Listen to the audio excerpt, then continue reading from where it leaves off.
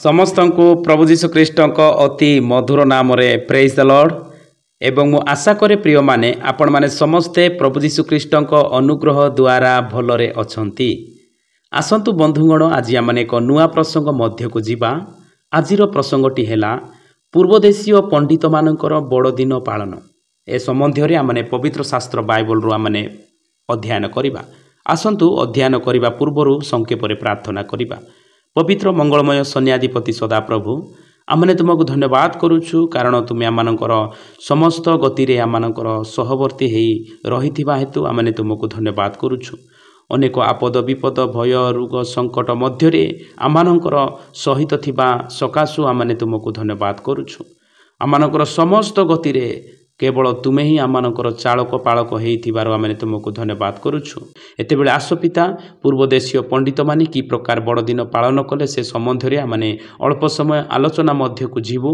ପ୍ରିୟ ପ୍ରଭୁ ଯୀଶୁ, ତୁମେ ହିଁ ଆମମାନଙ୍କୁ ଊର୍ଦ୍ଧ୍ୱସ୍ଥ ଜ୍ଞାନ ଆମମାନଙ୍କୁ ପ୍ରଦାନ କର, ଯଦ୍ୱାରା ଆମେ ଆଜିର ଶିକ୍ଷା ଉତ୍ତମ ଭାବରେ ଆମେ ବୁଝିପାରିବା।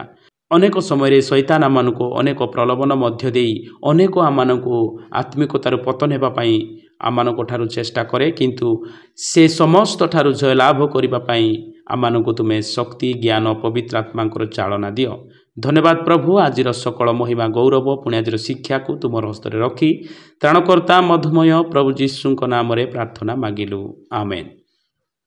ପ୍ରିୟ ଈଶ୍ୱରଙ୍କର ଲୋକମାନେ, ଆମେ ଆଜି ପବିତ୍ର ଶାସ୍ତ୍ର ବାଇବଲରୁ ଅଧ୍ୟୟନ କରିବା।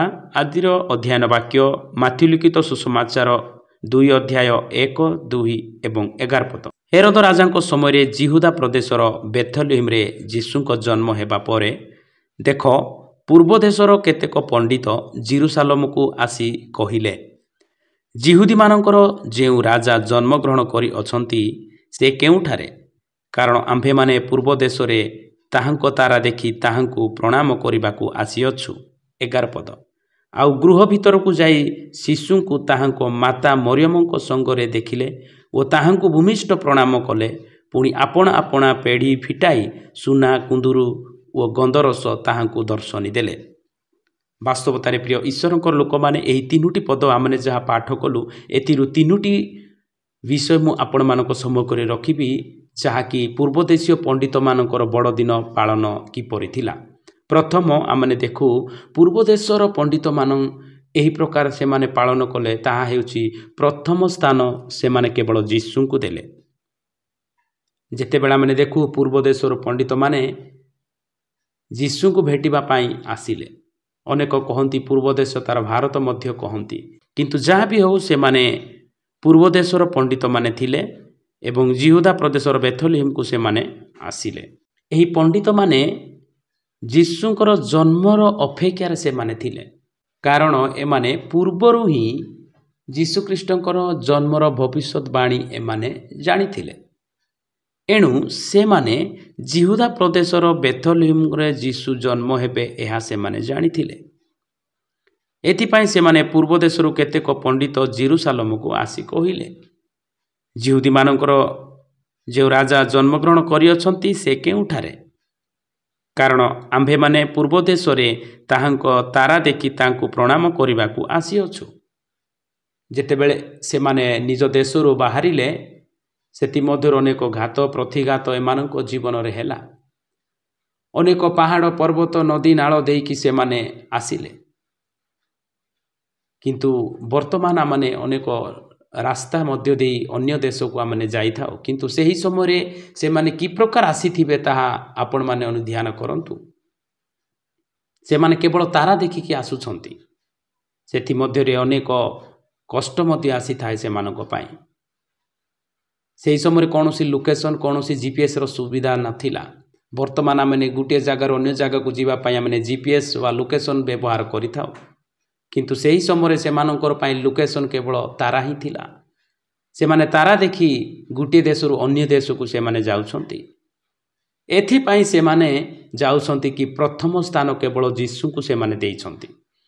ଏଥିମଧ୍ୟରେ ଘାତ ପ୍ରତିଘାତ ଆସୁ, କଷ୍ଟ ଯନ୍ତ୍ରଣା ବ୍ୟାଧି ସମସ୍ୟା ଆସୁ, ତଥାପି ଚାଲ ଆମେ ଯୀଶୁଙ୍କୁ ଭେଟିବା ପାଇଁ ଯିବା। କେବଳ ଗୋଟିଏ ମାତ୍ର ଲକ୍ଷ୍ୟ ଏମାନଙ୍କଠାରେ ଥିଲା, ତାହା ହେଉଛି ପ୍ରଭୁ ଯୀଶୁ ଖ୍ରୀଷ୍ଟଙ୍କୁ ସାକ୍ଷାତ କରିବା। ପୂର୍ବଦେଶୀୟ ପଣ୍ଡିତମାନଙ୍କର ବଡ଼ଦିନ ପାଳନ ଏହି ପ୍ରକାର ଥିଲା। ପ୍ରଥମ ବିଷୟ, प्रथम स्थान केवल जीशु को देले। आज आमने क्रिसमस को आमने पालन करूछु, ख्रीष्ट जन्म को आमने पालन करूछु, प्रथम स्थान आमनकर कौन रहुछि ताहा आम निज जीवन प्रति आमने समीक्षा करिबा। आमने तो घर द्वार सजाउछु, प्रथम स्थान सेटा थिबो। आमने उत्तम भल भल ड्रेस को आमने किणी थाउ, ताहा प्रथम स्थान थिबो। पूर्वदेशीय पंडित मानकर प्रथम स्थान जीशु को देले। वर्तमान आमने क्रिसमस सेलिब्रेशन करूछु, प्रथम स्थान काहा को देउछु। अनेक थारे आमने देखु आमनकर घर द्वार आमने सजाउछु, आमने चर्च घर सजाउछु, ताहा सजेइबा मना नाही। पुणी आमने ड्रेस पोशाक करी आमने सजाउछु, पुणी अनेक पिठा पणा करी भोजी भात करी आमने निजको आमने प्रथम स्थान सेतिरे आमने देउछु। किंतु पंडित माने समस्त विषय को भूली जाई कि केवल जीशु को प्रथम स्थान देले एवं से माने पूर्व देशरू जिहुदा प्रदेश मध्य को से बेथलेहेम को से माने आसिले। आज भी मु आपण मानकु कहबा पई चाहे एही पूर्वदेशीय पंडित मानकर बड़ दिन पालन प्रथम विषय आतिला से माने प्रथम स्थान जीशु को देले। आज भी आम माने प्रथम स्थान जीशु को देवा आवश्यकता अटे। द्वितीय कारण मध्य को आमने जीवा ताहा आपण माने दुई पदरे देखिबे। जिहुदी मानकर जेउ राजा जन्मग्रहण करियछंती से केउठारे, कारण आम्भे पूर्व देश रे ताहांको तारा देखि तांको प्रणाम करने को आसीचु। पूर्वदेशीय पंडित मानकर बड़ दिन पालन द्वितीय कारण यह थिला, एमाने जीशु को प्रणाम करने पाई, उपासना करने पाई, आराधना करने पाई आसिले। आज आमने कि प्रकार बड़ दिन पालन करूछु। आम मानक बड़ दिन रे कोन जीशु को प्रणाम करूछु कि आमने उपासना आराधना माने आध्यात्मिक जीवन रे करूछु कि ना ए प्रकार गोटे पर्व अछि, प्रथा अछि बोले आमने पालन करूछु। किंतु एही पूर्वदेशीय पंडित माने तारा देखी तारा को अन्वेषण करी जीशु को प्रणाम करने पाई, उपासना करने पाई, आराधना करने पाई से माने आसिले। आज आमने अनेक जगार देखु एही प्रकार भोजी भात करी एंजॉय करी से मानकर सेही दिन को बितांती। कहीं कहीं जगार तो आमने देखा पाऊ मद्यपान रे निशा द्रव्य आसक्त होई से माने बड़ दिन को पालन करते, किंतु से प्रकार बाइबल आम को कहू नहीं। आमने पूर्वदेशीय पंडित मान जीवन में आमने देखि थाउ एमाने केवल ए प्रकार निजर खाना पीना करिकि से माने एंजॉय कले ना, किंतु यही पूर्वदेशीय पंडित मान विषय जदि आमने चिंता करिबा एमाने कौनसी यही प्रकार एंजॉय करिकि जीवन अतिबाहित करि नाहांती, किंतु से माने जीशु को प्रणाम करिबा पाई, पुणी उपासना आराधना करिबा पाई से माने आसिले। किंतु मु आज आपण मानकु एहा कहबा पाई चाहे आमानकर भी बड़ दिन पालन जीशु को प्रणाम उपासना आराधना हेबा आवश्यकता अटे। तृतीय विषय मध्य को आमने जीवा ताहा 11 पद। आउ गृह भीतर को जाई शिशु को ताहांको माता मरियमको संगरे देखिले ओ ताहांको भूमिष्ठ प्रणाम कले, पुणी आपणा आपणा पेढ़ी फिटाई सुना कुंदुरु ओ गंधरस ताहांको दर्शनी देले। जेतेबेले माने गुटिए देशरू अन्य देश को जाउछंती एमाने खाली हाथ रे जाई नथिले, एमानंको पाखरे सुना कुंदुरु गंधरस थिला।